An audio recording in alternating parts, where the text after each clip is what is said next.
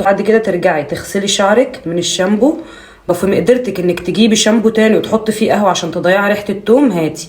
مش في مقدرتك جيبي صابونه النابلسي شاهين واغسلي بها شعرك، هي اصلا مفيده جدا للشعر وللبشره. هتجيبي فصين توم وهتطحنيهم كويس جدا في الهون بقى، وتحطي عليهم شويه زيت زيتون. ضوافرك الحلوه دي كل يوم بقطنه بقى بفرشه كده، وتسيبيها لمده نص ساعه ساعه، ما تخليش ايديك تيجي في الميه كل يوم.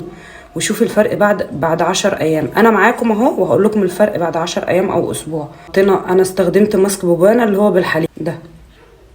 بعد كده جبنا دم الغزال الجل حكي عشان تحددي مكان الضحك. تركايه اللي احنا بنتكلم عليها عشان شعرك يبقى ناعم. شعرك لما تغسليه نشفيه بالفوطه عادي، بس ما يكونش بينزل ميه، يعني عادي لو كان مندي مفيش اي مشاكل عادي. انا بغسل شعري وبسرحه